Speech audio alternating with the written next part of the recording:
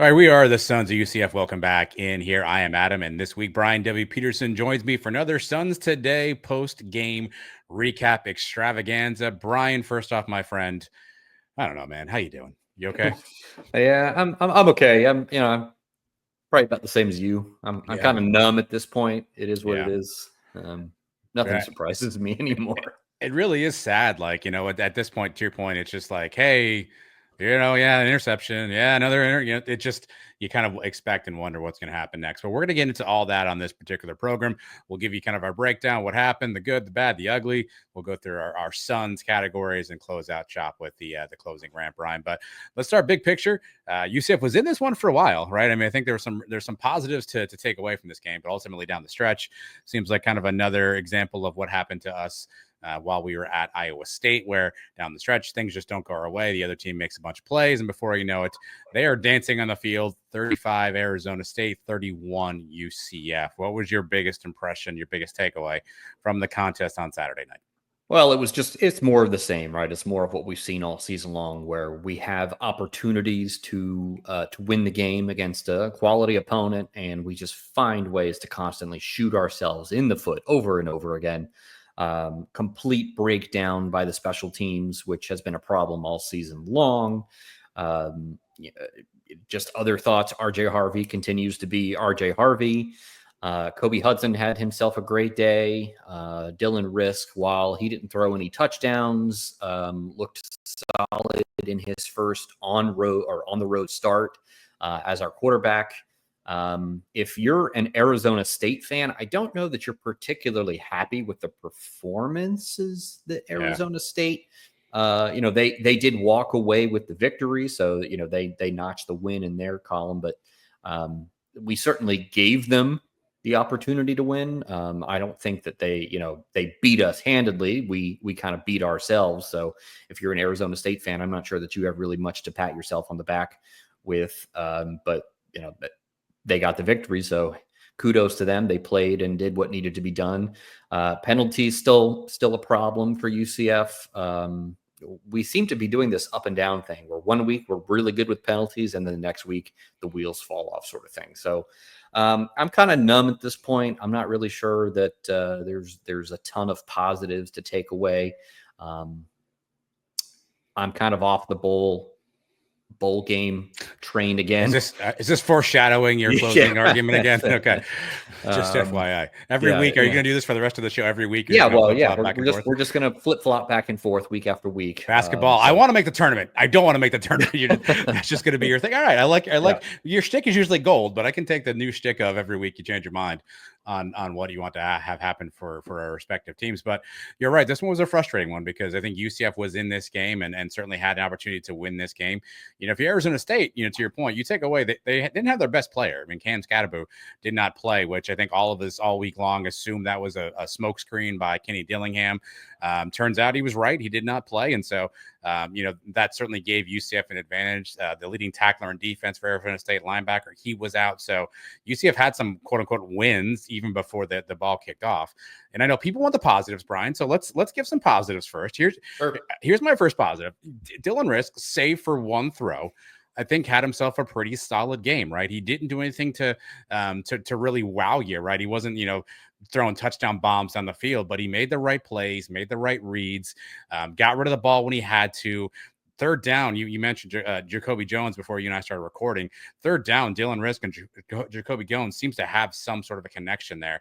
And Jacoby just made some spectacular throws. Dylan bought some time there. So for again, let's call him a true freshman, even though he's a redshirt freshman. On the road, his second career start, I thought he played well. I thought he handled himself well. I thought he handled the offense well. Again, made plays when we need to make plays. I think this is the first time I should check up the record books, but I mean, we had two receivers with 7 catches apiece. I don't know how often that's happened in the 2024 season so far. Randy Pittman had a nice big catch too. So I'll give a little love to Dylan Rizk. Again, certainly there's a throw you want to have back, and there may have been some limitations in terms of him being able to push the ball down the field, but he made enough plays to keep UCF in this game and to put UCF in a position. So I don't know if that means we found our quarterback. We have plenty of off-season shows to debate that. But for Saturday night, for a first start on the road in a different time zone, all that good jazz, I think Dylan Rizk held his own. Oh, I thought he played well, given the circumstances. I'm not sure that you can really put the pick six on Dylan. I mean, yes, he was the one who threw the ball, but I would probably go back to play calling at that point and say, why are you even throwing the ball from the half-yard line in that situation? A lot of people, it's easy for me to sit here and Monday morning quarterback this and say, hey, why didn't you run out the clock? That's what a lot of us were saying yesterday on social media. But I don't know that that was necessarily on him. He is a young quarterback still, so he's still learning the game in a lot of ways, learning to play quarterback, as Gus might say. So, yeah, he had a solid game. He was, at very least, a game manager. But, the one thing I like about Dylan is that he plays with emotion. And I mean that in a good way, right? It's like we had seen and we had commented earlier in the season that KJ just kind of seemed like ho-hum. He was just out there, going through the motions. Whereas Dylan is like, it's excited to be out there. He's having fun. He spoke really well after the game was over in the post-game presser, and congratulated Arizona State on their win and said that they had a lot of good players on their team, and he presents very well. So I like what I've seen out of Dylan so far. Definitely a highlight. RJ, another positive from the game. I mean, what can you say about RJ that hasn't been said already? And a lot of our receivers getting involved. Yeah, I mean, there's plenty of positives, but just the overwhelming number of down plays that took place during the game that really stick out in my mind. Yeah, you mentioned RJ, 128 yards on the ground. I think I saw the graphic. He is the leading rusher in the Big 12. I think he's third in the nation right now, behind Genty and some guy from Iowa. And so, obviously another great season from RJ Harvey, which sucks because we're gonna waste probably the last season of RJ. Well, absolutely the last season of RJ Harvey. We're gonna waste it on a performance like this. Here's my other. I don't know if this is a hot take, Brian. So I was kind of thinking about this earlier. So feel free to smack me down if I'm wrong on this. And again, this is a positive. I don't think maybe this is a weird way to phrase it. I don't think the defense played that bad. Right. I mean, they certainly weren't great. They had some moments, but you think about it, you said it off the top. I mean, we give up 35 points. 14 of those had nothing to do with the defense. Right. So in theory, the defense holds them to 21. Now, the 21, again, were gotten relatively easily at times. But I mean, UCF played better on third down. I want to say, let me add the stat in front of me. They played better on third down. What does that look like? 6-12 was Arizona State, so 50%. They stopped 2 fourth down conversions for Arizona State. So they played better. I think that the challenge is they didn't produce any turnovers. And so I think that's a challenge, right? As you'd love to see them produce a turnover. They had 2 sacks on the day. I think Dalen Dotson was a wrecking crew on that D line, made 2 back-to-back plays there. So I don't think the defense played that bad. I know we get on the defense a ton. I know, obviously, Ted Roof's not here anymore, and most likely he's not here because the defense hasn't been good. But while would I have loved to see a couple more plays made? Did Arizona State obviously put up points on us? Absolutely. But if you think about it, they really only gave up 21 points. I don't think that's that bad of an output. So I think that may be a positive. At least it feels like the defense has come around a little bit. I think injuries in the secondary are killing us right now. But I don't know. I don't know if it's a hot take, Brian. I don't think they played that bad. No, I don't think that's a hot take at all. The defense did its job, right? They were able to get pressure on the quarterback. They got a couple sacks, as you mentioned. The Arizona State quarterback was extremely elusive in the backfield. Yeah. There were several times where I thought for sure we had a sack, and he would scramble out of the way, manage to keep the play alive, and either scramble the ball himself or get rid of it or throw it out of bounds. That face mask towards the end of the first half that really was kind of the point in the game that you can point to and say this is where things changed. Even then, I don't think you put that face mask penalty on the defense. I think that we were going to make a play, and the quarterback was just so elusive that he just happened to get out of the way, and it just resulted in a face mask the way it was. So I think that was not so much on the defense as it was on Arizona State being, elusive, and the quarterback kind of being in the right place at the right time and doing the right thing to elude the sack and get the face mask. Yeah. But I think the defense played overall they played well. Arizona State did focus in on some of our defensive backs who were younger, and they were able to get some touchdowns. And some defensive pass interference calls that maybe some of the more senior veteran guys wouldn't have fallen trap to. But overall, I think the defense played well enough. You certainly can't point to the defense and say they're the reason we lost the game.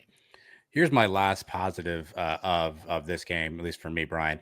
And you actually pointed out something really great in the group chat we shared during games. That first drive UCF put together was perhaps the best first drive we've seen of the Knights all season long. Good mixture of run and pass, threw for a couple of third downs. Rizk looked really comfortable, knew where he wants to go with the football. Jacoby Jones made a couple of big catches. Again, RJ Harvey does what RJ Harvey does. And that first drive for UCF, and we've seen this all season long, where UCF has a decent first drive, stalls in the red zone. They have a bad turnover, to actually get this drive off the ground and get it into the end zone and actually score on the first drive. After UCF took the ball, which I know you and I debated a few shows ago, what's UCF doing getting behind? They take the ball, they marched on the field, they put up 7, and that was a huge win for this team. Now, you correctly pointed out, whilst I was celebrating in our group chat, slow down a little bit. Those are the scripted plays, right? Those are the ones that Dylan probably got to see all practice all week, and they worked to perfection. And then obviously you saw the rest of the game. But I will tip my cap to, we've been lamenting all season long, getting off to strong starts, getting off to good starts, and they answered the bell on this one. Again, things fell apart a little after that, but that first drive, Brian, thing of beauty. No, I'm looking at my notes from when I was taking notes. I stopped taking notes about early in the third quarter. I just kind of threw my hands up and said to heck with it. But yeah, so my notes on the first drive were that, the offense looked good. We managed to move the ball with, simple ease. We were able to go down, punch it in for the score, and get 7 to start the game, which is something that we have wanted to see UCF do all season. I was happy to see us take the ball when given the opportunity. We picked up 3rd and 4th down conversions on that first drive. So we had confidence that we were going to be able to convert on both 3rd and 4th down. The one thing that I saw was that we spread the ball around really well, right? Mm-hmm. RJ got the ball. At one point, RJ came out. I think it was in that first drive. He came out of the game limping. He looked like maybe he got shaken up, and we put Miles in, Miles Montgomery. And I'll be completely honest with you, Adam. I did not feel worried at all. Right? I was like, okay, just plug Miles in, and we're going to be good to go. And sure enough, he picked up a first down on a 3rd down play, just like he was RJ Harvey. Right? He's just powering through. He picks it up. So no drop off from RJ to Montgomery Miles, which bodes well for the future. Jacoby Jones gets involved. We send Whittemore in at one point. I know. I didn't know if you're going to bury the lead here. Whittemore with a catch. Yeah. But I didn't know if you're going to bury the lead here.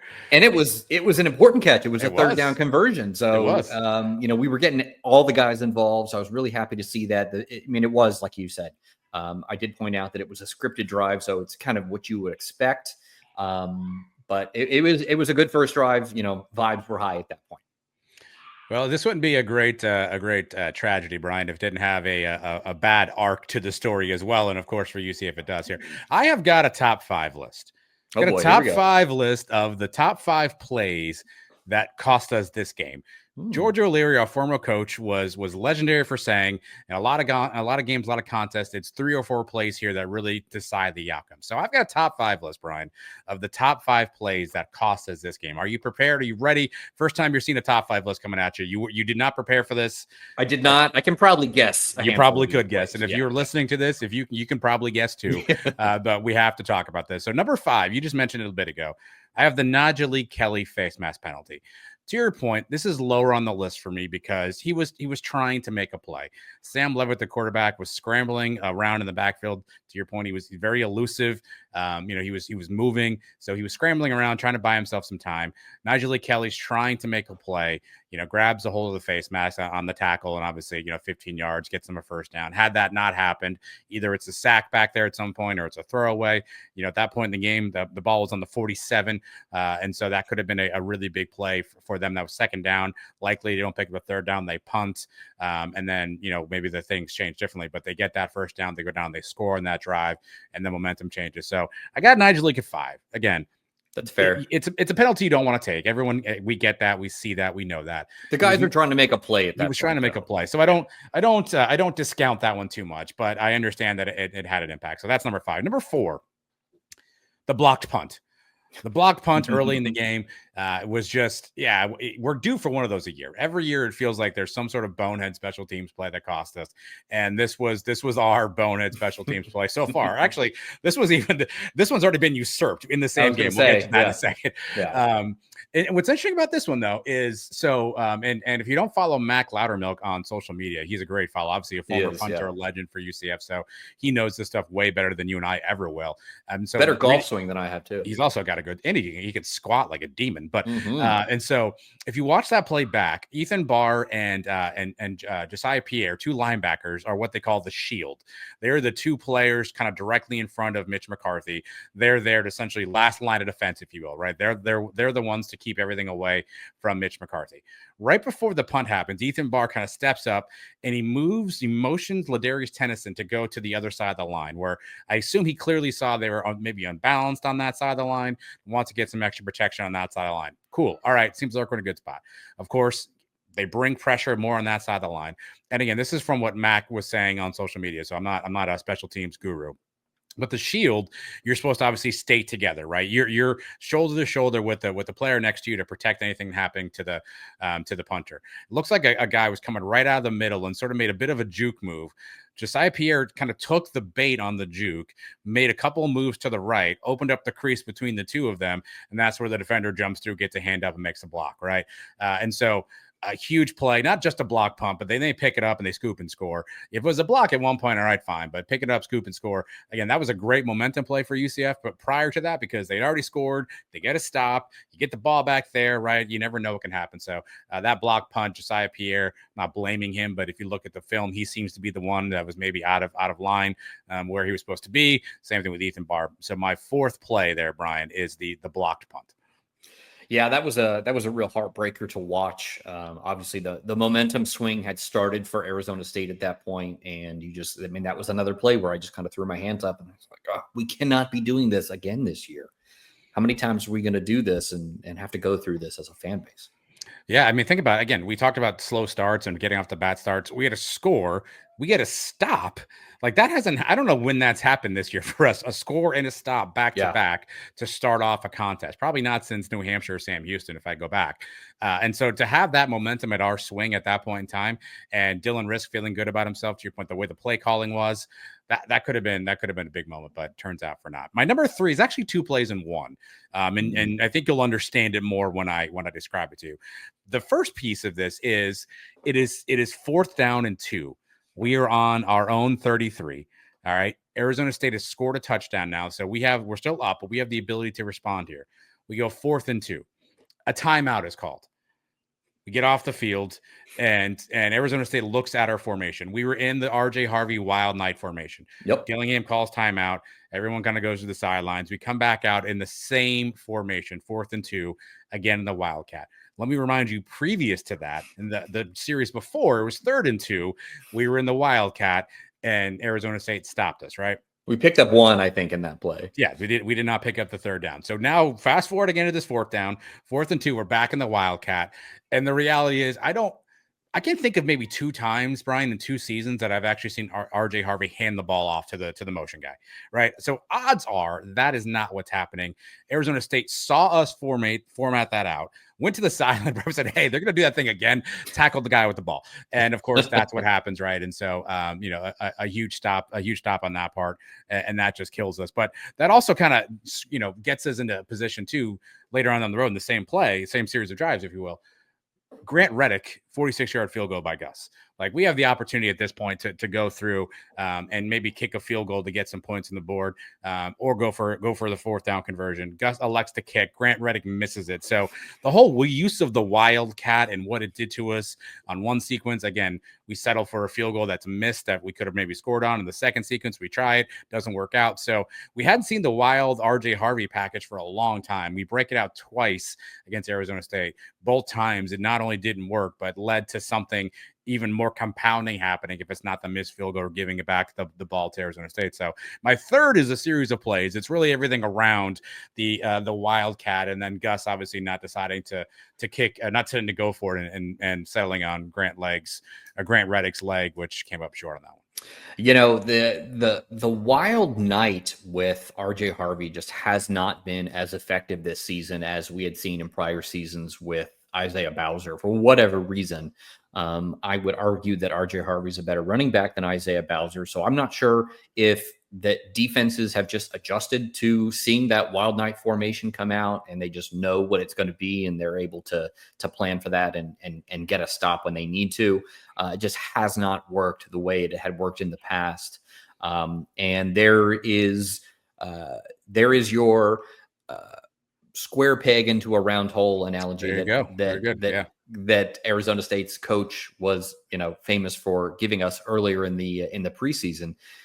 Gus continues to try, the same play over and over again, even when it's not showing any signs of working prior to that. So why you would try it a second time after taking the timeout and allowing the defense to adjust, mind-boggling.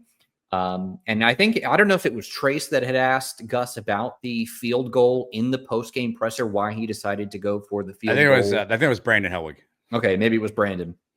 Somebody asked him, and he said, well, at the time we wanted the points, we go up by 6, and, it felt like it was the right thing to do. Obviously, hindsight's 2020.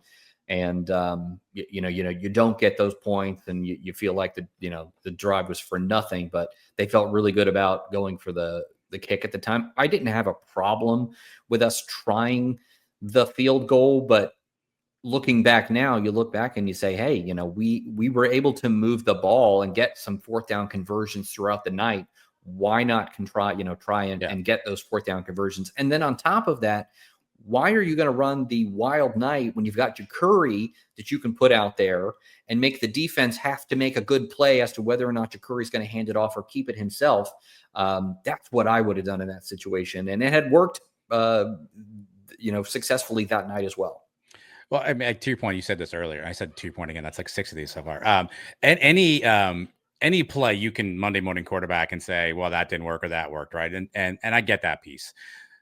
However, if you're scouting UCF prior to a week, at some point they've got to keep an eye on this Wildcat format, right? That's probably something that's talked about, probably something that that other coaches are planning for. And I get why UCF does it, right? It's an extra guy blocking essentially, but clearly the defenses are able to prepare for. So as you said, why not change that up at that point? So I don't know if I get that one, but the Reddick field goal, here's my only problem with the field goal. And again, if he makes it, I'm sure we all feel better. We go, wow, sure. Okay, we're fine. We're up 6. We're good. The reality is we are a football team that's floundering. Like the postseason hopes are dim at best, and who knows what's happening, past this season with this team with Gus. You're 4th and 2 from the 29. Yeah, you got nothing to lose at this point, dude. Like, just go for it, right? Throw a little pitch to RJ Harvey. Let him. Let's go down with the ship, right? Let's do something here. Let's have a little bit of fight in you. You're asking these guys week in and week out to keep trying, keep fighting hard, and we have a chance to get a first down there and maybe blow the game open or put the game away. And that's when you get conservative, Gus.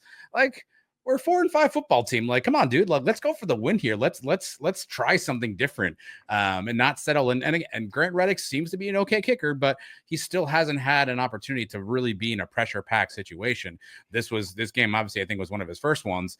And yeah, sure, it hits the upright, so we had the leg. He just didn't have the the angle, whatever you're gonna call it. But now we're conservative. Now we're gonna be like, you know what? I don't want to risk anything. I mean, Gus, what are we doing at this point? Like, you've got nothing to risk. It's in stark contrast to the go bone play, right, at Memphis. Yeah. You got Josh Heupel out there, 4th and 1 from our side of the field. 29, and, yes. And he says, let's go for it, right? This is the complete opposite, right? We're on the 29 29-yard line of the Arizona State side of the field, and it's 4th and 2, and we decide, no, we're going to go ahead and we're going to kick the field goal.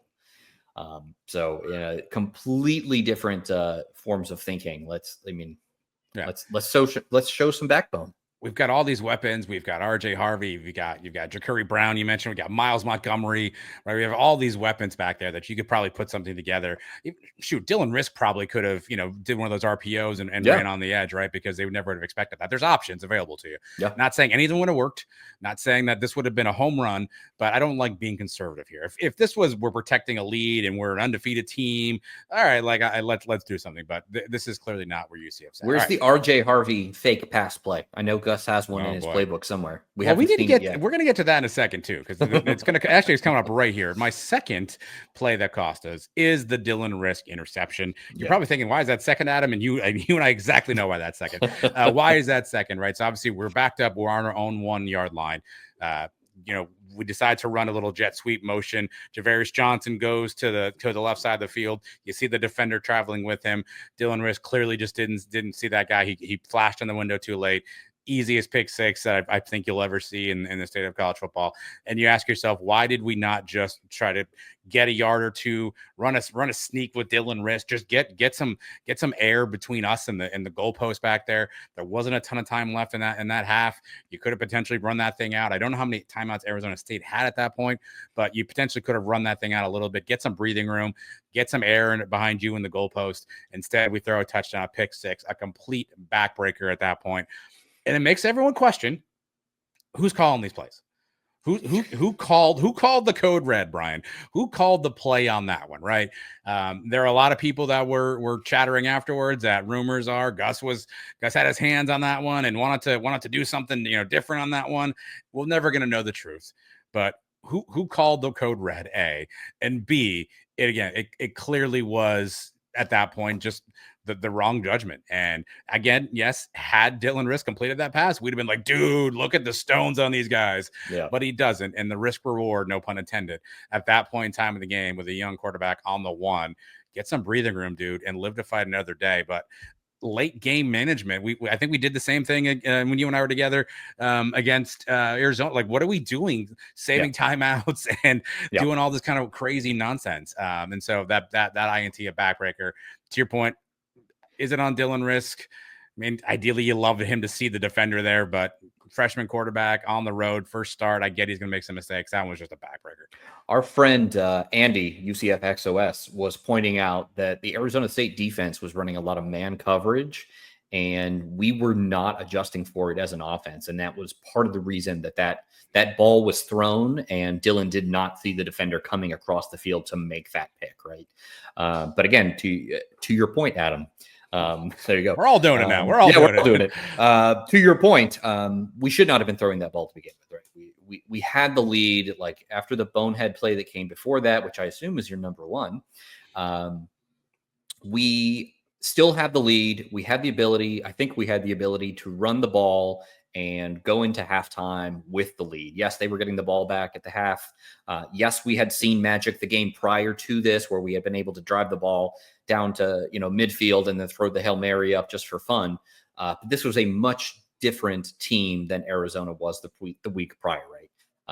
So I don't know why we're trying to make these special plays happen from the half yard line, the 1 yard line. This is the reason that we lost the game, is plays like this and the head scratching play calling that you see going on, like that's leading UCF to say, hey, let's throw the ball in this situation when you have a running back in RJ Harvey. It doesn't make any sense. It just doesn't make any sense why you try to go for a run on that one. And again, clearly it ends up biting UCF and takes away a huge opportunity. If you kneel that thing down, you go in halftime. It's 17-14 UCF. You regroup. Maybe you get something going in the second half, but to gift them, 7 points right there before halftime, and they got the ball back, right? Yeah. And that was just a backbreaker. And again, I'd love to know who called it. Love to know whose thought process that was. Was that a Tim Harris call? Was that a Gus call? Was it a collaborative call? And ideally that's one throw I'm sure Dylan's going to want back for the rest of his career. I do. You said it earlier. He took ownership of it in the post game. Like, I can't throw that. I can't do that. Like, I hurt my team. I can't have that happen. And I think the kid was really out there, to your point earlier, giving his guts, right? He was trying to do what he could to win. Thought he had a throw, didn't have a throw. Honestly, it's interesting. The design, I think, and the fact that they were man-to-man really helped Arizona State out on that, because essentially the guy who intercepted, LT Welch is his name. He was already on the move. So he was on the move because he was shadowing the motion of Javarius Johnson. He was on the move already.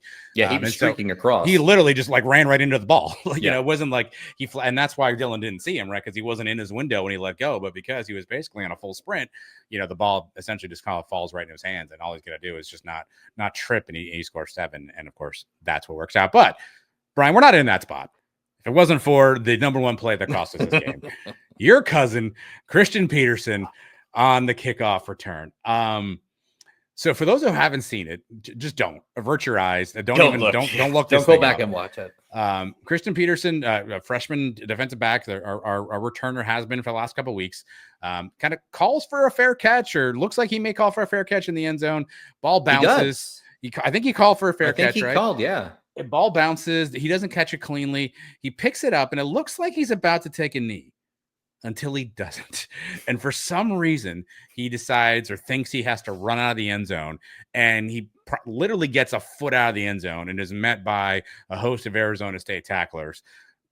Luckily, he stretched the ball out beyond the goal line to actually not make this thing a safety.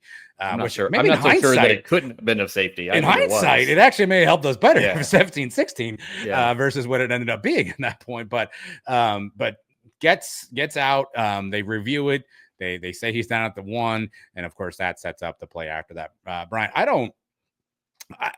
I've never been a football coach. I don't know how this works. I feel like there are common sense things that you probably do, right? And so I hope that Brian Blackman, the special teams coordinator and special teams analyst who coach that position, at some point share with the returners what the rules are, right? What you're supposed to do, what you can do, what you can't do. I assume at some point those rules are shared. They better be, right? Now, are they reinforced every day? I don't know that, right? That's like telling a quarterback, hey, don't throw a pick here. Like, you know, you're not supposed to do that kind of stuff. So is this something that's refreshed, that's drilled into their head that, hey, before you go out, remember, do this, right? In the post-game presser, somebody, I forget who asked this question. I want to say it was Brandon Helwig again, asked us about this play. And he basically said, hey, I didn't even see it. He didn't see it, yeah. Because I knew we were going to fair catch this thing. So I was looking at something else. He said I had my back turned, yeah. Which means they told this kid, hey, you're not bringing this thing out. Fair catch this thing, take it where it's at, or let it go in the end zone. So that was the plan, obviously, going into that kick. What Christian Peterson thought, we'll never know. We did not hear from him post-game. I can only assume that he felt like because he didn't catch the ball cleanly and it was a fair catch, that that was a live ball and he had to get out of the end zone. But again, you hope that coaches tell the players that kind of stuff. We've all done bonehead things, and maybe just in the heat of the moment, it slips his mind. But that play kills us, right? Because if that's a fair catch, we're not in the position with Dylan. Maybe we drive down the field. You never know.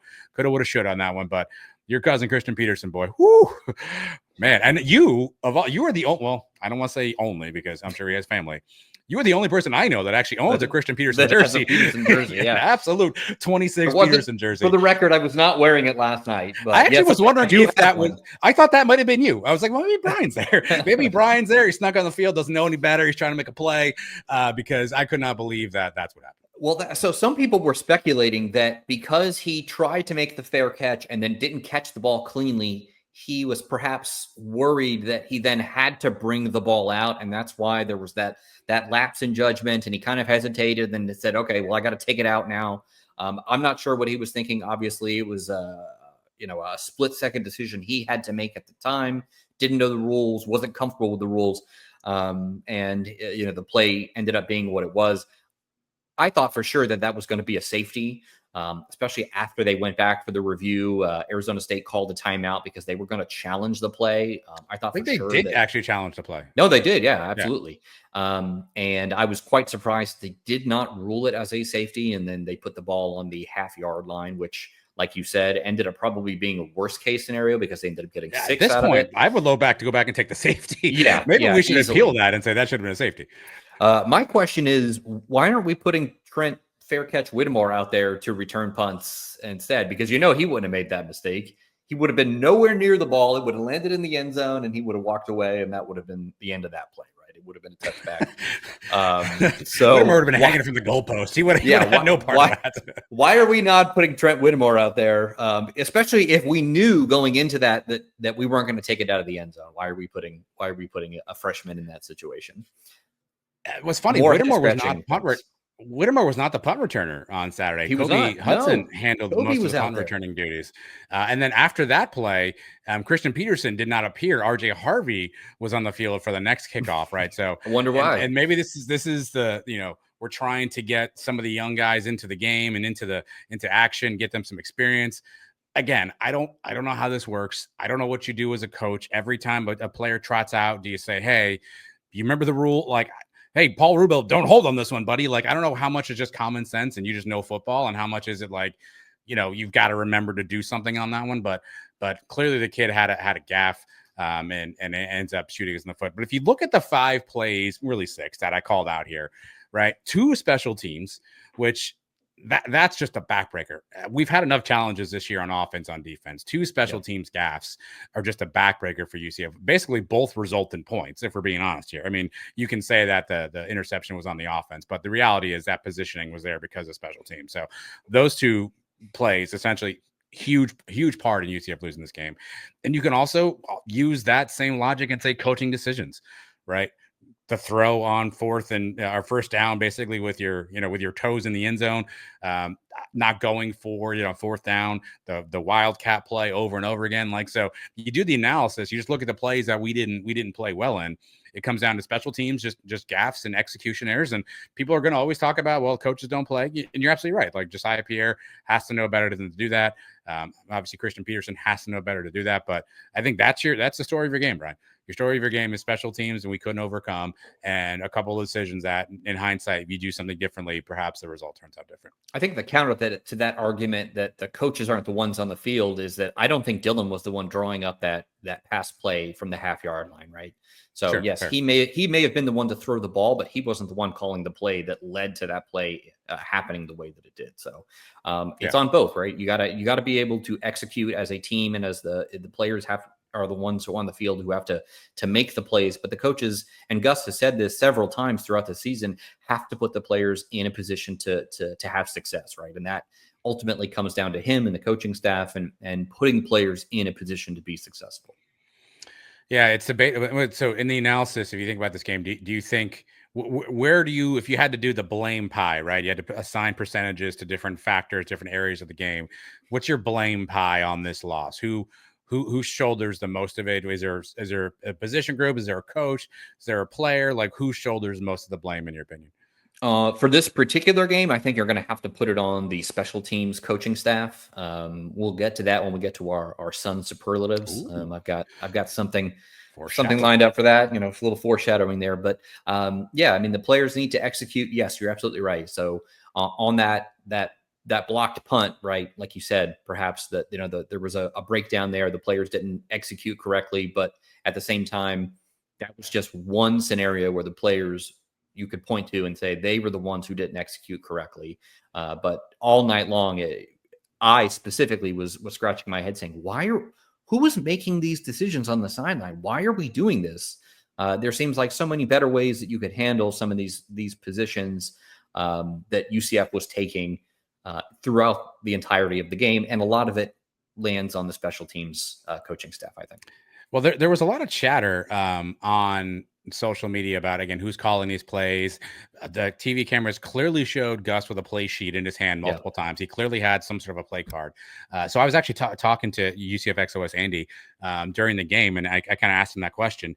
And in his view, he thinks that Gus maybe just had the segments and what he called it, and the packages that were available on his play sheet, not so much calling every single individual play, but more so just the packages or sort of what he wants to go with. So again, I don't know how you parse these things out in football language. Does this mean that he says, hey, Tim, we're going to run 2 back, and then Tim has to call plays out of the 2 back? I don't know how that works. Yeah. But Andy didn't seem to think that Gus was directly calling those plays, but clearly having the play sheet in his hand tells you that there's something he was looking at, some level of influence that he was having potentially on those decisions. And the reality is we're never going to find out because no one's ever going to tell us that.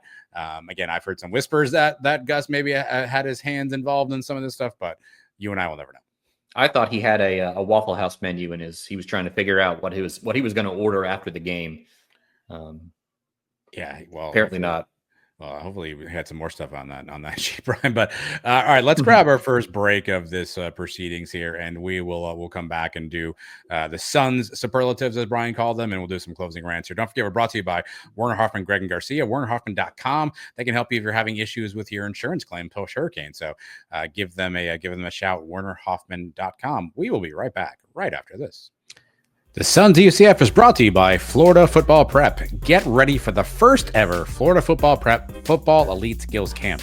Join them for 2 full days of top-tier football training on December 14th and 15th in Orlando, Florida. Experience elite coaching from UCF legends Adrian Killens, Tay Gowan, Marlon Williams, Dylan Barnes, DJ Mack, and record-setting quarterback Jake Medlock.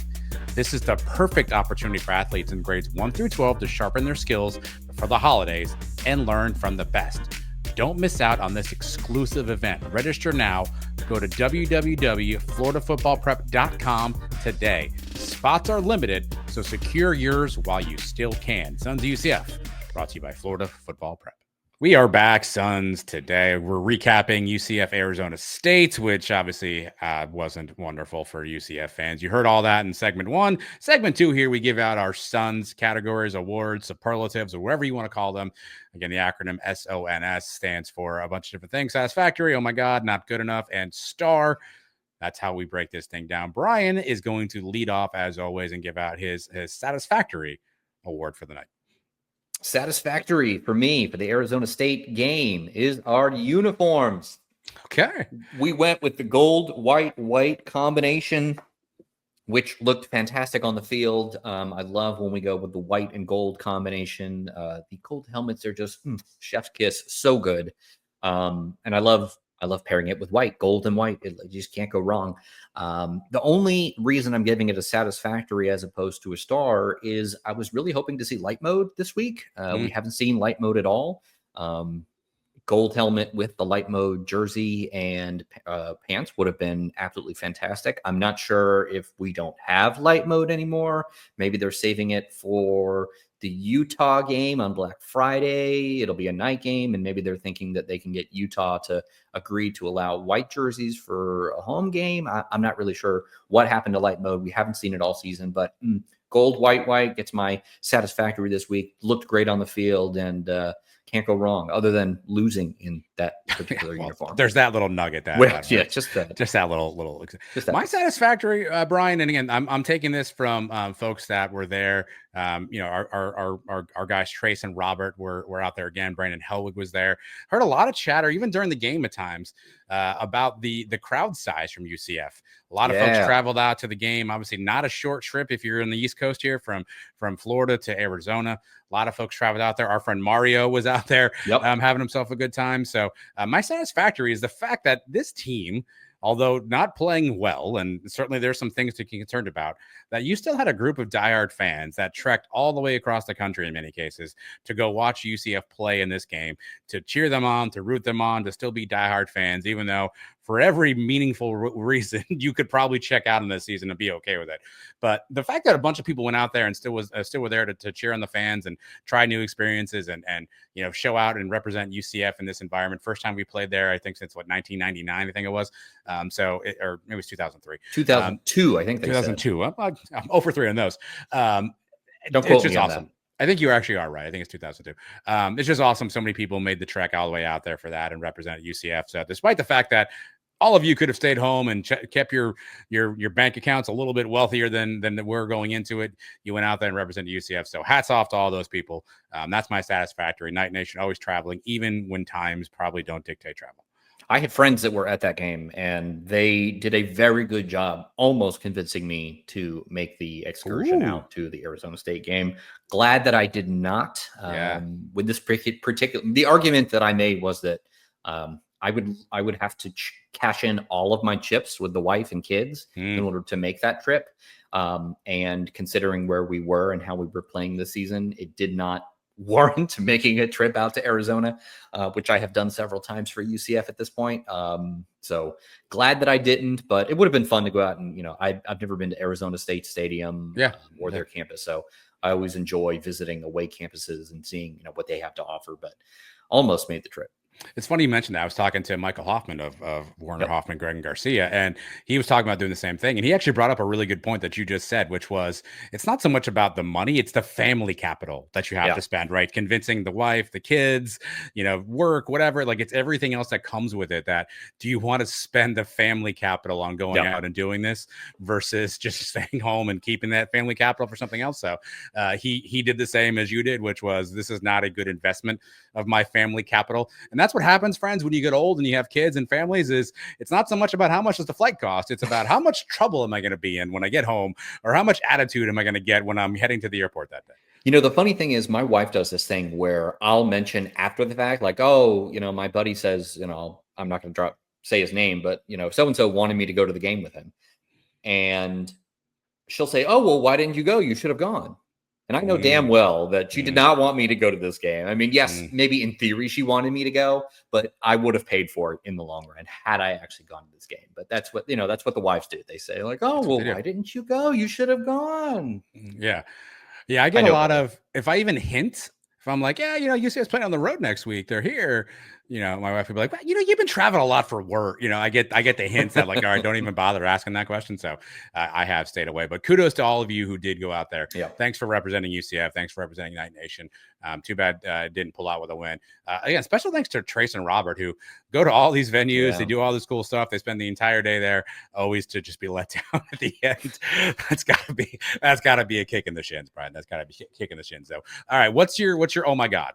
Okay, my oh my God, I alluded to it earlier. The UCF special teams unit giving up 14 points to Arizona State on the blocked I wish punt. Somebody had a blunt object for sure. Yes, the blocked punt. The blocked punt that they picked up, scooped and scored for 7. So that was 7, and then the missed field goals that we had. I think we had 2 missed field goals on the night. So not only were we allowing the special teams unit to give points away to Arizona State, we were also keeping points off the board for UCF. Just a complete meltdown from the special teams unit. That was, if you correct any one of those errors, you might be looking at a scenario where UCF gets the victory, right? We only lost by, was it 5 points, 31-35? So if we lost by 4 points, maybe we need both those field goals as opposed to correcting just the one. But I don't see how you can point to anything other than the special teams unit being the real cause for the loss taking place. Yeah, if you want to do that math, right? We already did this earlier. They cost you 7 direct on the block punt.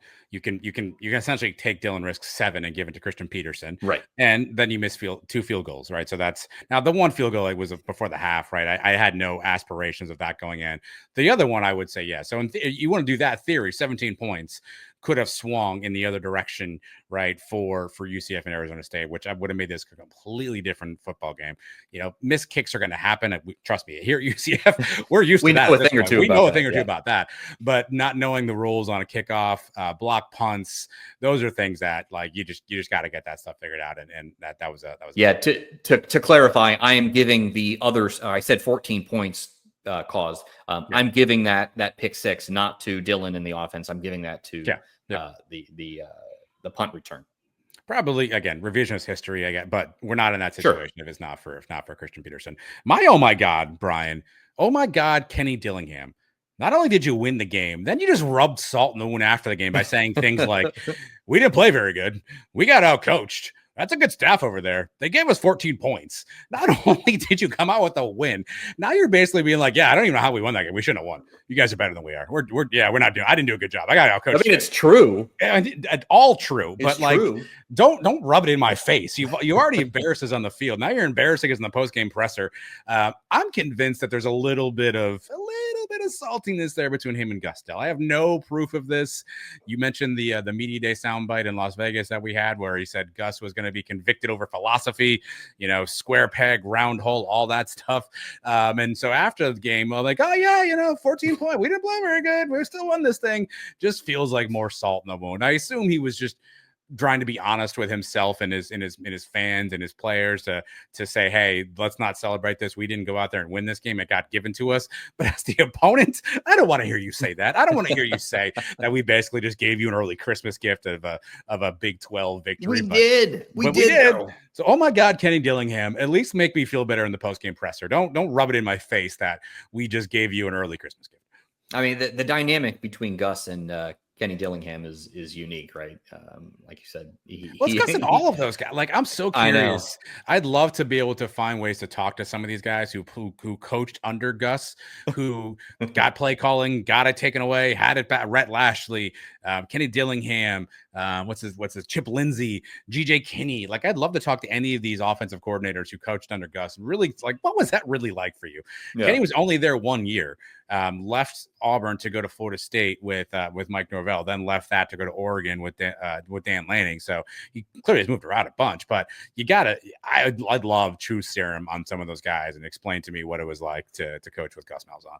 I don't know that Coach Lindsey or GJ Kenny called any plays when they were under Gus. No. Did they? They were as purely an offensive we've coordinator ever been by told name. At UCF, the three people allegedly who have called plays are Gus Malzahn, Darren Hinshaw, and now Tim Harris Jr. Yeah. Allegedly. I don't know how many plays. I don't know what that means. There's probably somebody from the kingdom who called the play at one point too, because someone gave $1 million.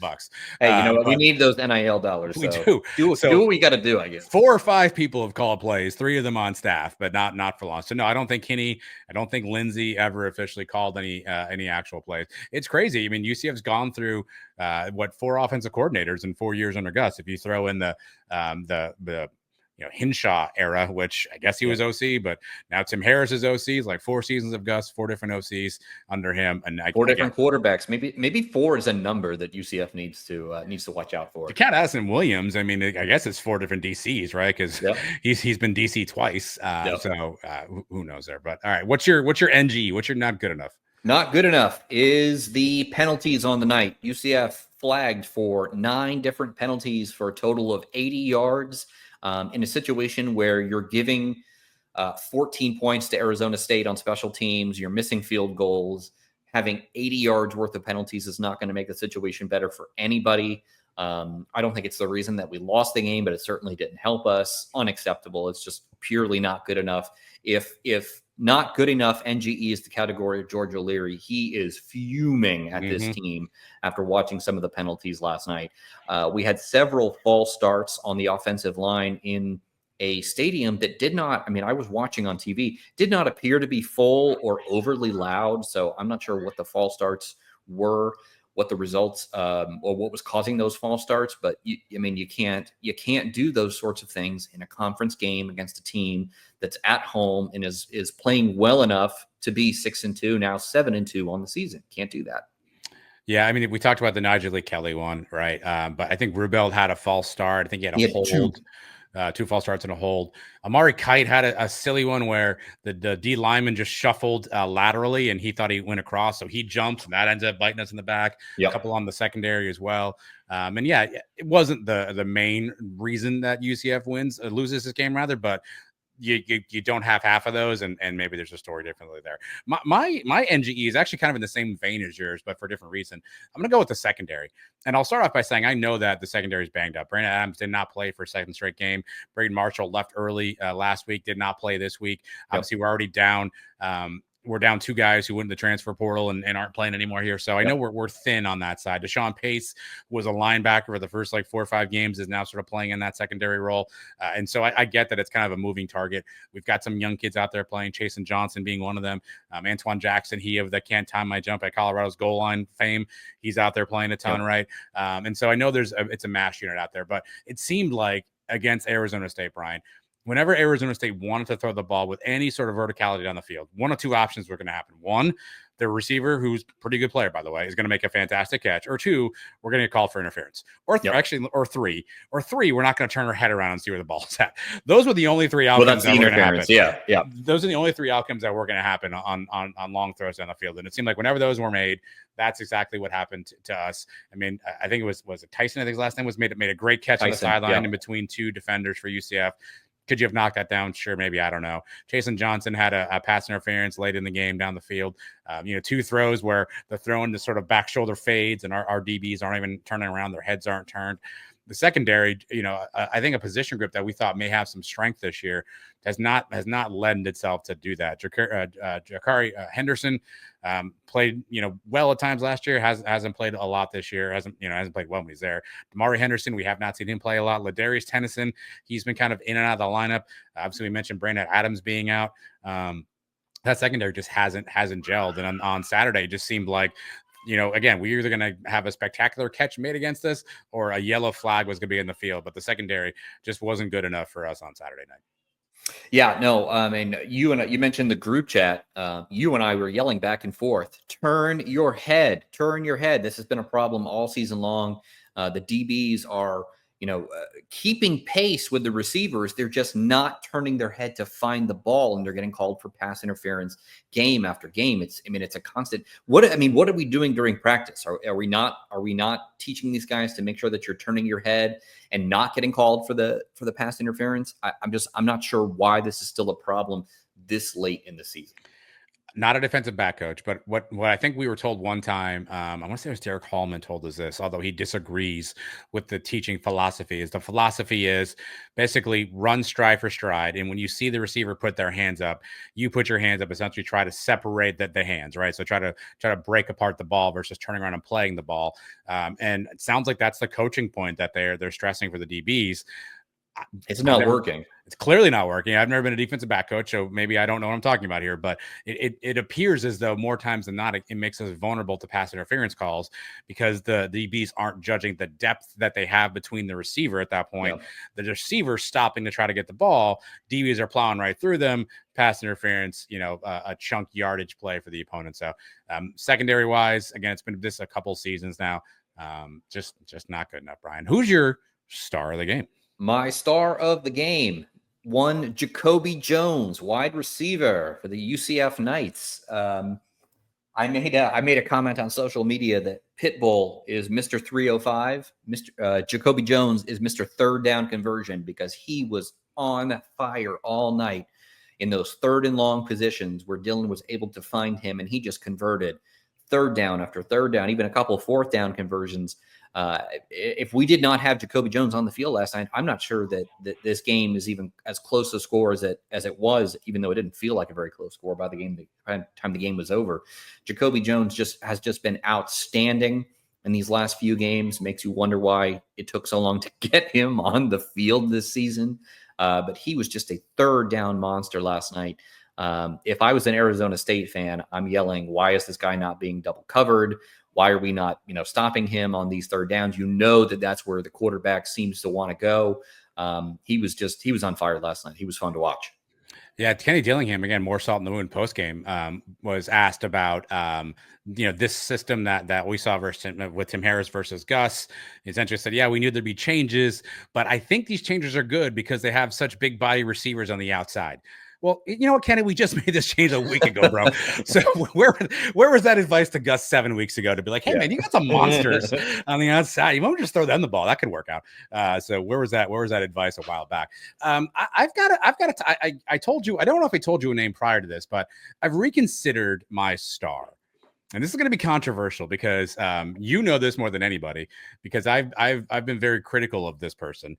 But I actually thought he played a decent game on Saturday. RJ is easy to give it to every week. I get that. Dylan's easy to give it to every week. I get that. Quadric Bullard. Bullard. Yeah. Quaddy Bullard is getting my star of the game here. 7 tackles. He had 1 sack. He had a TFL. He had a pass breakup. He was flying around a little bit. There have been some games where Quadric Bullard has made me want to just destroy my liver at how he plays out there on the field. And I was fully expecting this to be another one of those liver destruction games for me. But Quadric Bullard held his own. I mean, to be fair, I think you outweigh Quadric Bullard. I'm not sure. I mean, you work out a lot, so I know you're in the gym constantly. You may outweigh Quad Bullard, and if you've seen Brian Peterson, he's a chiseled young man here. But Quad Bullard, God love you out there playing safety, but he made some plays. He did a couple of good things out there. Again, I just criticized the secondary, so it seems kind of weird to then say Quadric Bullard's the star of the game. But some of this is mea culpa because I have been very critical of Quad in prior situations and private moments, and he made a couple of really big plays for the Knights on Saturday. So, and again, RJ could win every week, and that's just no fun anymore. So Quad Bullard, I'm sorry.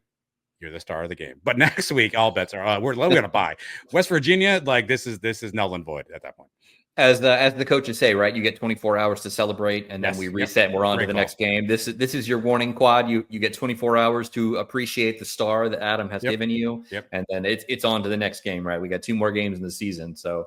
And I'll make this declaration right now. If you have a great game against West Virginia, Quad, I'll give you a 2nd star. 2 in a row. Man, 2 stars. This may be the first ever 2 back-to-back star winner. You have another good game against West Virginia, I will guarantee you a star. So I'm doing my part. Important currency that you're earning here, Quad. Doing my part. You just got to do your part, Quad. But coming up, we'll finish the last part of this extravaganza. We'll get our closing rants in here in just a moment. Again, Werner, Hoffman, Greig Garcia, they are helping everybody out there. If you have challenges with your insurance claims post-hurricane storms, give them a buzz, 1-800-320-HELP.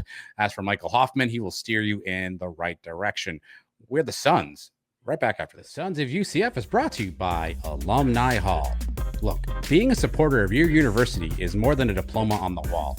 It means cheering them to victory and singing the fight song. It's a part of who you are. And Alumni Hall understands the need to showcase that school spirit and pride in every day of your life. That's why they're proud to have their new shop located at 4100 North Alafaya Trail, dedicated specifically to UCF merchandise. If it's UCF gear you want from a unique selection of clothing for the entire family, Alumni Hall has you covered. They are now the hometown college store for our great fan base here at UCF. Again, check them out, 4100 North Alafaya Trail, or go to alumnihall.com, search UCF to make sure you are a part of the action. All right, closing rants for the week here to wrap up this particular edition of the program. Brian Peterson, you, my friend, get to lead off. What is your rant? Okay, so my rant is maybe not controversial to most people, maybe controversial to a few, maybe a handful of people that are still on the Gus bus. But I think we have come to the point where most of us are starting to realize that the Gus experiment is over. It is not working. This is year number 4 for Gus now, year number 2 in the Big 12, in a season where we were hyped up all offseason long by this coaching staff, including Gus, saying that they had something special here, and they went out and they hit the transfer portal hard. They got the quarterback that they really wanted. They paid top dollar for him. Everybody thought that we were going to be in a situation where we were going to have all the pieces. RJ Harvey was coming back for his final season. Kobe Hudson coming back for his final season. We're bringing in KJ Jefferson. We've got, players that have come over, the Deshaun Paces and players that have transferred in to fill in some of the gaps on defense. And we really thought that we were at least going to be considered probably a dark horse to make the Big 12 championship game. Not necessarily win the Big 12, but we were at least going to be relevant into the month of November and perhaps be in a situation where we could find ourselves trying to play for a Big 12 championship. And the wheels have just completely fallen off this season. You and I come on this show every week now, and it seems, and we just sit here and we scratch our heads and we say, what was happening on the sidelines? What were these guys thinking? Who was calling these plays? Who was making these decisions? Why are we lining up, RJ Harvey on a 4th and 2 after we call a timeout? And we know that it's just not going to work. As I'm looking here back at my notes, UCF went ahead and we did take the lead early in the 4th quarter.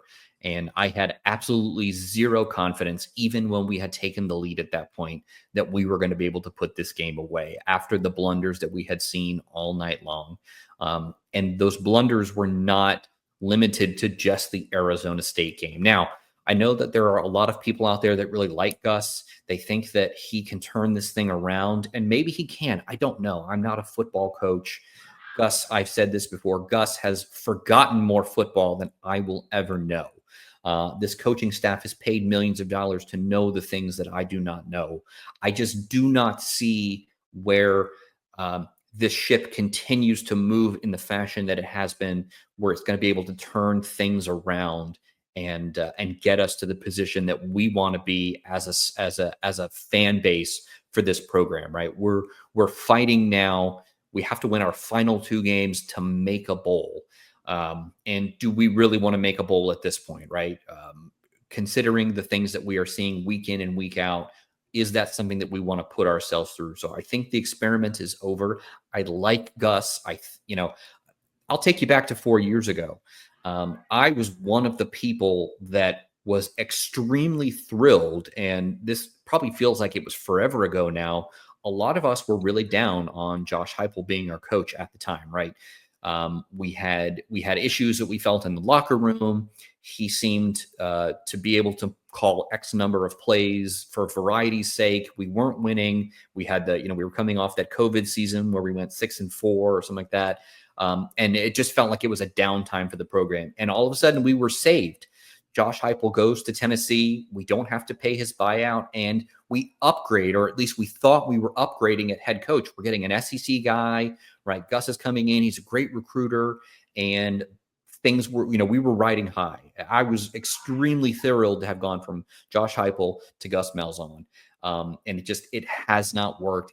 I think that if you're Terry, you've got to make a change at the end of this season. I'm not sure that you're going to be able to continue to ride with this staff. Buyout is what it is. If you're Terry, you're going to have to make a change because fan base is not happy. We're not seeing results on the field. We're losing recruits. We had a pair of decommits this year. Our recruiting class that we thought was going to be, top 25 at one point has just fallen completely off the horse. It's just not working. I think it's time. Fell off a horse. There's a horse there. Trojan horse. Okay. So Brian, let's play devil's advocate. So a lot of the fan base out there would say, okay, well, Brian, hey, well, it's only 2 years in the Big 12. It takes time to do these things. It takes time to make this jump. Gus has done this before. We got to have a little patience. We have a little faith. Let's let him turn around. What's your counter to that devil's advocate of like, it's only been 2 years. Everybody struggles on the jump and we're going to get better. That's a fair point, and I love to play the devil's advocate role. That's kind of the position I take when I'm looking at any argument. The counter that I would say to that, anybody who says that we need to give them more time, is point to any time in the last 4 years, the last 4 seasons, point to Gus's biggest achievement and tell me what that is. And if you're satisfied with that achievement being what it was, then okay, let's keep Gus on. But if you're going to point to his biggest achievement being a win over Oklahoma State last year, what did that get us as far as a net result goes? Yeah, it was a feel-good moment. I was there. We were in the rain. We beat the number 15 team. Woohoo, pat ourselves on the back. But what did that gain for us? We didn't make the conference championship. We got blown out in a bowl game. If you point to the Florida win in the Gasparilla Bowl back in 2021. Again, another great moment for us. We beat Florida, something that we had not been able to do prior to that particular game. But then we followed it up with an embarrassing loss in the Swamp this year. So point to me where you've seen something special out of this program and this coaching staff since Gus has had the reins in his control. Yeah, I think it's a fair. Here's how I agree with you, by the way. And here's what I would say. You think about anytime you start a business, you start a company, you start a new, whatever, you come up with your pillars, your foundations of who you're going to be in that role, what you're going to be for that team. And you think about the pillars of Gus right now. And I think the challenge is there has been such an erosion of trust in a lot of these pillars that it makes it hard to see how you dig out of that, right? We thought he was a quarterback whisperer. He was going to get us some great quarterback talent. That trust has eroded. We thought he was going to kill it in the transfer portal and get us a ton of these blue chip, just under the radar, diamond in the rough players to help us out. I don't think we've won the transfer portal. We're going to kill it in recruiting classes, right? We're just going to get the best talent. We're going to put a fence around the state of Florida and get all these guys. Well, we've gotten some. A lot of them are leaving. A lot of them aren't playing. And to your point, a lot of them are decommitting, right? We're going to get a ton of money. He's going to recruit, and he's going to get people excited. And then we're going to get a ton of donor money. All right. The donor money's come in a little bit, right? But now you're starting to hear people say, well, wait a minute, what am I really, what am I donating to, right? And then you thought you were getting a veteran coach who had been through everything once or twice in his life and was just going to be able to know what to do in those key moments. And we've seen a few different times where in game decisions haven't been Gus's strength. So my argument would be all those things are possible to be rebuilt, right? If those are the cornerstones of who you are, you can rebuild that. But as you sit here today, when you and I are talking on Sunday, November 10th, do you have the trust in Gus that he can rebuild those pillars, that he can get those pillars back to what he said they were going to be, maybe where they were previous, or where you or I or anybody thinks they're going to be? And I think that's the bet you have to make right now. And if I'm in Vegas and you're betting, do I bet that this guy can get all that back, or do I bet that it's just going to continue to get worse? I think the smart money is on the fact that how do you turn this around in this day and age? I go back to that article that Trace dug up from 2020, the Auburn article, where you can literally copy and paste. You can take Auburn out of the article and you can paste UCF in for all the places that they mention Auburn. And it's been an exact replica of Gus's tenure here as the head coach at UCF. And that's what worries me most. That's what kind of sealed the deal for me as to whether or not we would be able to right the ship with Gus at the helm. Seeing that in print like that, just it solidified what we probably knew all along, or at least some of us have felt all along. It just hasn't worked. He's not flexible enough, and maybe that's because college football is changing, right? He's mentioned it several times. That's the reason he's given up play calling in the last few weeks, is because he feels the need that he has to be the CEO, and I completely agree with that. I do think that the head coach position is completely different than it was 5-10 years ago. That's why you see, Nick Saban retiring, and you see a lot of these coaches that kind of hanging it up because it's just so different from what they're accustomed to and what ththey're used to. And I commend Gus for trying to make the changes that he thinks are necessary, but they still haven't worked yet. So I don't see where things go any different from here. And if I'm Terry, if I'm in charge of this UCF athletics department, I'm rolling the dice and I'm making a change. Well, you mentioned Terry, and that's where my closing rant is going to be aimed at is our VP and AD Terry Mohajir, and really my take is as follows, Brian. We need to hear from him. Right. Something has to be done. Something has to be said right now. I'll point you to Scott Strickland, who by all accounts is an idiot, by the way, at Florida, because he hired a basketball coach who may or may not have had some issues off the field that are pretty troubling if you read that article. But either way, Scott Strickland has Billy Napier on staff. Everyone wants Billy's head.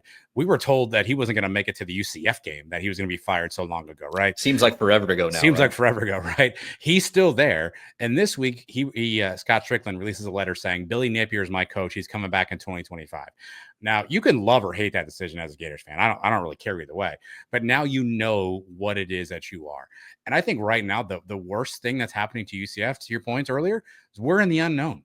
We have no idea what's happening right now. Is Gus staying? Is he going? You hear rumors of retirement.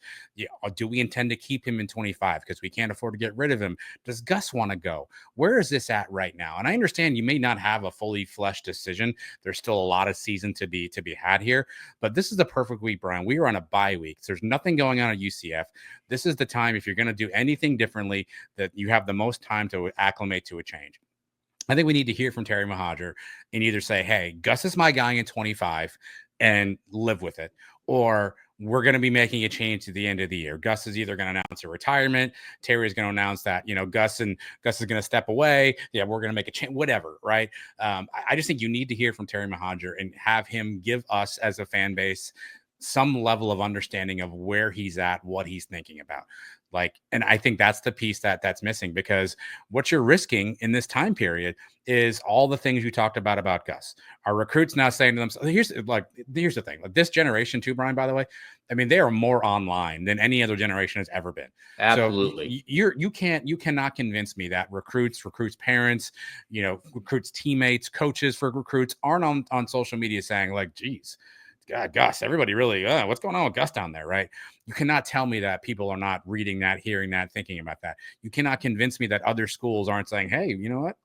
Things aren't going so good for your boy Gus down there. And you might want to think about, you can't convince me that some of this conversation is not happening somewhere. To the extent, I don't know, but it's out there, it's happening, right? So now you've got recruiting. That's going to be a challenge. Every day on social media, you see passionate fan base talk about not renewing season tickets. I'm not donating any more money. And I don't know how much of that is true, right? We all say things in the heat of the moment that we probably don't mean or we want to take back. So maybe there's some change there, but you run the risk of donors saying, I'm not going to get my money there anymore. That's stupid. I'm not doing that, right? You run the risk of right now, we're also in transition. People forget about this with the Kingdom NIL. SJ Tui has left. So now we've got Simon, who I think is a great guy. Don't get me wrong, but now we've got players' contracts we're negotiating with, right? We've got new guys who want to come in.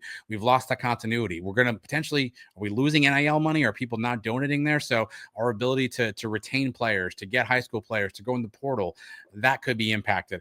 All of this right now, to me, is on what we learned this week from Trace and Christian, what we call a teeter-totter, in that you don't know which way it's going right now, right?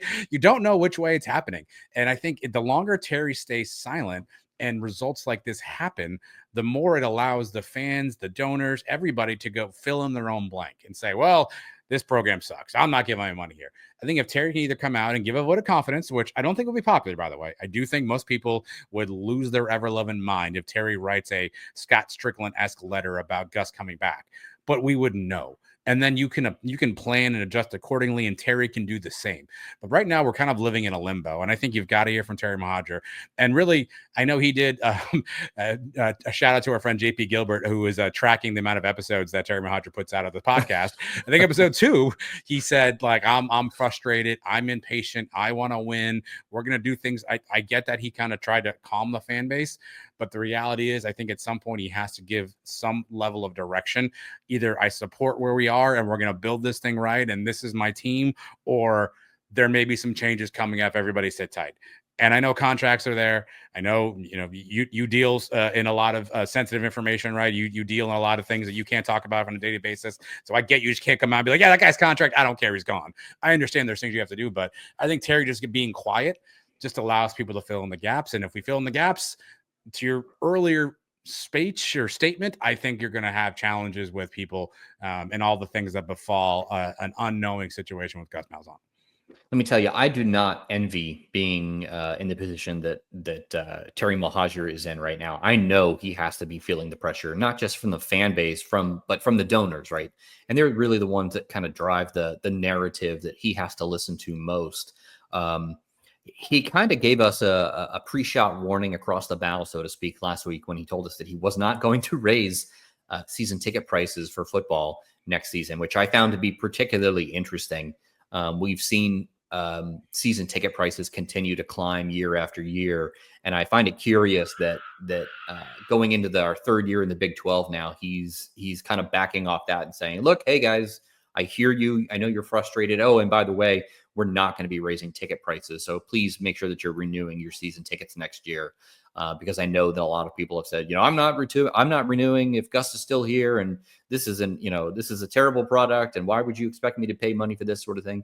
He's got to be feeling the pressure. And I agree. I think he needs to come out sooner rather than later and placate the fan base, or at least give some idea as to what his long-term plan is for the football program moving forward, whether that's with Gus or without Gus.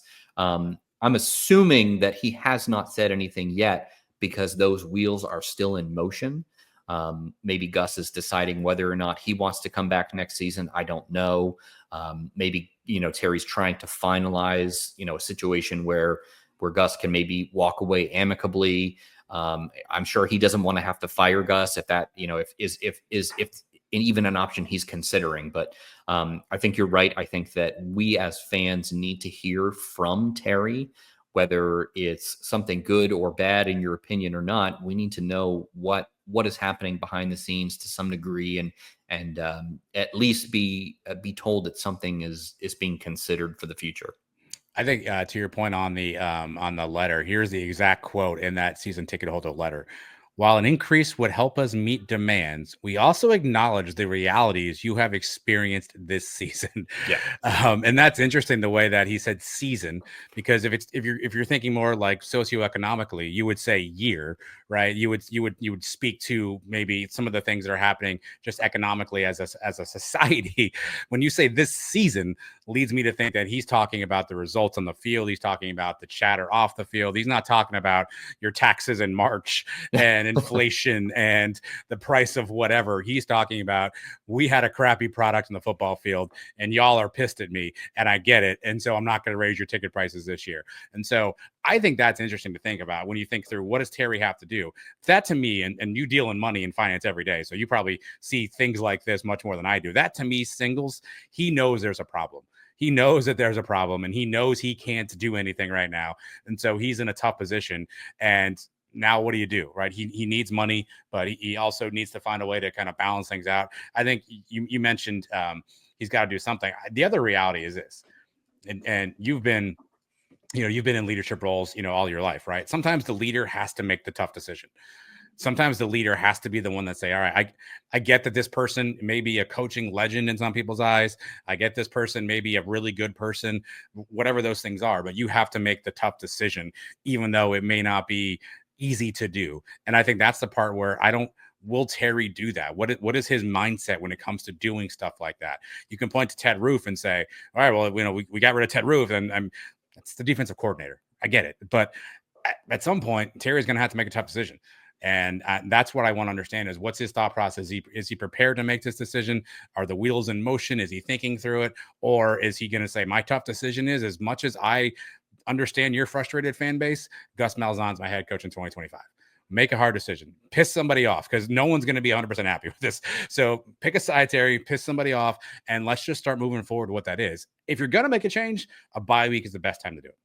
Right. A bye week is the best time to say Gus is going to step away at the end of the year, or Gus is going to step away now. Tim Harris is going to be. This is the best week to make a change. So this is, I think, we have to hear from Terry Mohajer on what his thought process is. If you're the athletic director, it comes down to your budget, right? It comes down to dollar signs, like everything in life does. And if you're Terry, you have to find a balance between cutting Gus loose, perhaps, finding, I think it's $12 million is his buyout, something to that effect. Finding that money to potentially cut Gus loose and move on to something new and something different. I find it, Gus, Terry knows football, right? He's a former football player. He's been around UCF or athletics in general for a long time, college athletics. He knows football. He's got to see what a lot of us see, which is, after this season, moving into the 2025 football season, you lose RJ Harvey, you lose Kobe Hudson, right? You lose a lot of these players that have been the big name players that you're expecting. So if you're Terry, and not only that, not to cut you up, Brian. Not only that, though, you run the risk of losing the guys who now are playing well. Right. We're highlighting some of these freshmen who are doing an okay job. Like, I don't want to even start this conversation, but is there a school out there that says, that Dylan Rizk isn't bad? Yeah. Like, maybe we'll give him a call. Hey, that Chasen Johnson, he's a good young corner. Yeah. And then you lose the risk of losing the current players too. Not only are you going to lose the seniors and the graduates, the current guys are like, man, this program sucks. Like, I don't like this offense. Like, like, you lose that, you run that risk too. Yeah. And I think that's why you're seeing the decision, like, hey, we're not going to raise ticket prices. I guess you could consider the fact that we've got the Roth Tower expansion coming in 2026. So maybe they're going to hold off and, try and redo prices when that happens. But Terry understands that you can't raise prices on a season that's coming off the season that we had last year and the fan base being upset. So it all comes down to dollar signs if you're Terry Mohajer.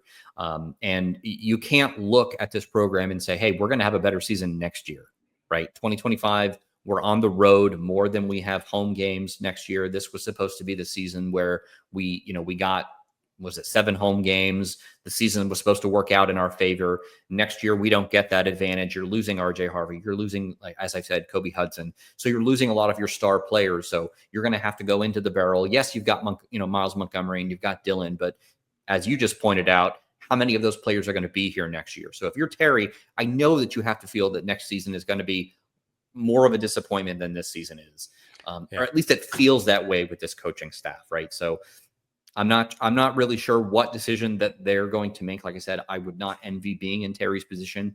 He's going to have to make a hard call one way or the other. And I'm really interested to see what that call is. But hopefully, like you said, we hear something sooner rather than later, just so we know what direction this program is going to take next year. I don't know if this is a hot take either, Brian, but I think if you think about 20, as we again sit here today on November 10th, you tell me about 2025, I think it's more likely we are rebuilding than we are contending. As we sit here today, I think it's more likely we are rebuilding in 2025 because of all the things you just talked about versus contending. Now, that doesn't mean a new coach is going to change that factor. That doesn't mean that all of a sudden money is going to come flowing in just because, there's a coaching change.